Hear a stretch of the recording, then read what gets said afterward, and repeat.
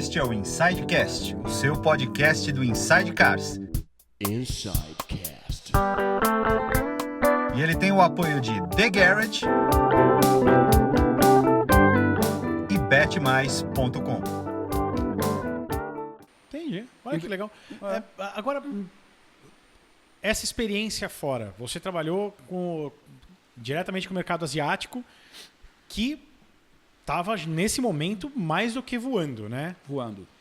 Como é que... E agora que você está numa marca de luxo, enfim, né? Como que você acha que as empresas se adaptaram a esse mercado novo? Porque a sensação que a gente tem, nós, né, do lado de cá, como consumidores e apaixonados, é que as marcas se adaptaram muito ao mercado do asiático. Né? Porque, enfim, começou a vender, que é um absurdo. Como é que você acha que foi essa transição, já que você pegou essa transição? Eu acho que está sendo. Eu acho que, imagino hoje, né, 10 anos depois de quando eu trabalhei lá, eu ainda peguei uma China um pouco inóspita, uma China menos internacional. Vocês imaginam que eu trabalhei lá, 50% do volume de caminhões da Iveco no mundo eram produzidos na China, né, em marcas que eu nunca tinha ouvido falar. Yuejin, né, SIA, que vendia o caminhão John Lion, e tinha, obviamente, o Turbo Daily, né, o Daily tradicional, que é vendido aqui no Brasil, uma versão mais antiga, mas era 50% do volume da Iveco Global acontecia na China. Caramba. Lembrando que na China, o processo ele é muito interessante, porque você não tem uma empresa, né, estrangeira que pode ter, né, mais de 50% né, do capital em uma determinada empresa. São sempre joint ventures. Então, a empresa chinesa, né, a parte chinesa, investe em capital para trazer a marca estrangeira para lá, e a marca estrangeira leva tecnologia, engenharia, conhecimento, mão de obra especializada para poder fazer a joint venture. É muito atrativo por volume. Nem tanto pela rentabilidade, pelo menos assim era em 2011. Né? Então, o que eu imagino que mudou muito foi o aprendizado, né, da China, né, para poder entender e enxergar o mundo de maneira mais internacional, não pensando tanto no mercado interno, que consumia bastante, mas na exportação, como tem acontecido agora. E também pensando na história de trazer a tecnologia para dentro.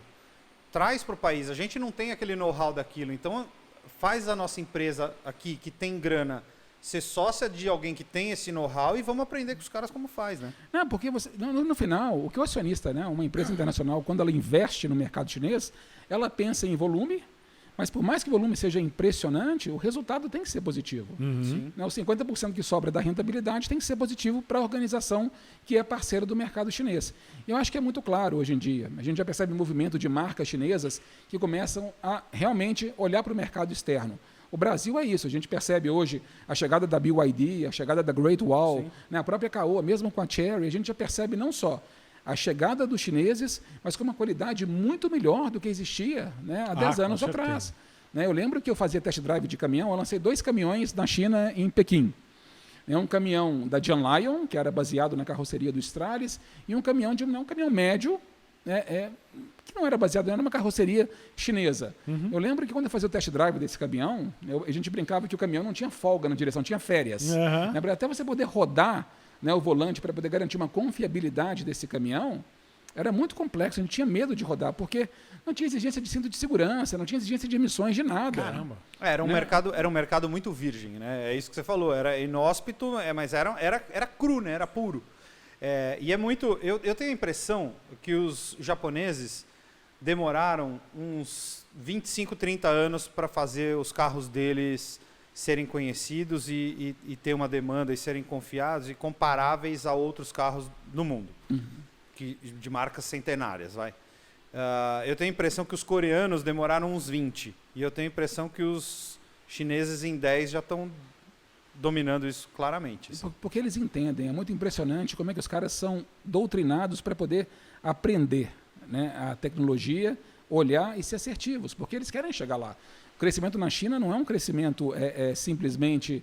Né, porque os caras, né, copiam e fazem. Não, os caras são muito atentos. É um crescimento, né, em todos os segmentos. Os caras eles são muito, muito doutrinados. E por mais que seja um mercado, teoricamente, que se investe muito no mercado, que o Partido Comunista ainda tem uma ascendência muito grande, eu lembro de reuniões que eu participava, as reuniões aconteciam, né, o parceiro chinês de um lado da mesa, o parceiro europeu, né, do outro lado, e o cara do Partido Comunista, né, no centro, na cabeceira, observando a discussão. Caramba. Em cada uma das empresas, você tem um membro do Partido Comunista que participa do board da organização. Então, isso ainda existe. Então, essa cultura, ela é muito diferente de uma cultura tradicional. E as reuniões eram enormes, né? Porque você tinha sempre, né, o chinês, ele tem uma dificuldade muito grande com outro idioma que não seja o chinês. Então as discussões, né, eram intermináveis, porque você sempre tinha o tradutor de um lado, o tradutor do outro, o tradutor oficial da reunião. E a gente sempre, depois que terminava as grandes reuniões, né, com o parceiro chinês, a gente voltava para o hotel para poder tentar entender os próximos passos de como isso ia acontecer. Mas a certeza que a gente via é que cada visita que a gente, né, tinha com os chineses e a gente dava uma decisão, ou tomava uma decisão de desenvolvimento, a gente voltava um mês depois, os caras estavam muito avançados. É uma velocidade muito diferente das velocidades que a gente conhece. Quando ele se propõe a fazer, sai. Mas existe um, né, pelo menos eu li algumas matérias, que existe não um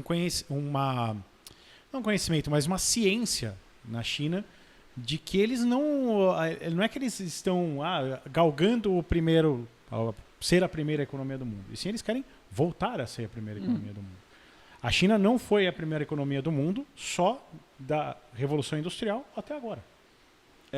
Todo o resto da história, ela era a maior economia do mundo. É isso. Então, conhecimento eles têm, né? História eles têm. Super, né? E eles são, de novo, disciplinados. Então, eu diria que essa minha passagem de 1 ano e meio, né, morando na Itália, mas trabalhando prioritariamente no mercado chinês, me enriqueceu muito. Muito, muito. Se o pessoal fala assim, Cláudio, cara, o que você fez na sua carreira que te marcou?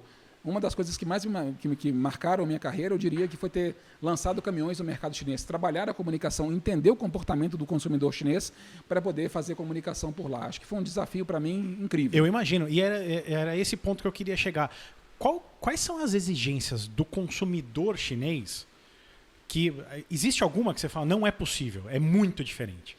Alguma característica? O carro tem que ter tal coisa, ou o caminhão tem que ter tal coisa, tal funcionalidade. Tem alguma coisa que você... Eu acho que o consumidor chinês, ele, por exemplo, o Brasil é um país onde as pessoas são muito influenciáveis.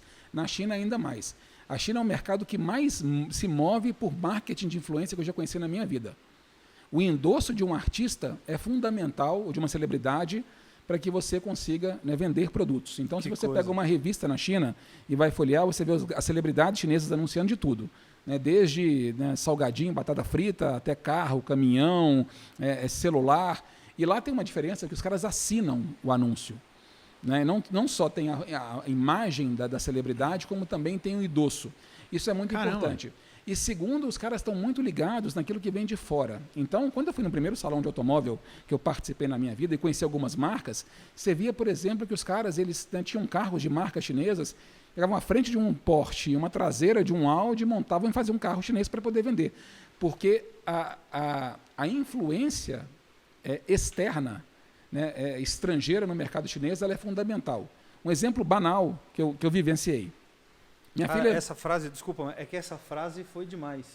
A influência dos mercados externos para o mercado chinês é essencial. Que coisa. Não, assim, eu te contar uma história real. Pode parecer boba. Minha filha me pediu, falei, pai, eu quero que você compre uma Barbie chinesa. Falei, fácil. Vou na China, vai ter uma boneca chinesa, vou achar uma Barbie chinesa. Não tem. Eles consomem a Barbie loura norte-americana. Para poder comprar uma boneca chinesa, eu fui comprar uma boneca chinesa no mercado chinês, que é bonitinha, assim, diferente, né, que tinha, né, o tamanho da Barbie. Você que ama miniatura, né, você sabe muito bem, com a mesma escala da Barbie, mas que eu não consegui comprar numa loja como se fosse uma Americanas, uma loja, né, de brinquedos lá, porque não tem. O consumo é o consumo do norte-americano. É o consumo do europeu, um consumo ocidental no Oriente. Então, isso para mim foi muito, muito interessante, né, viver isso e entender o comportamento do consumidor.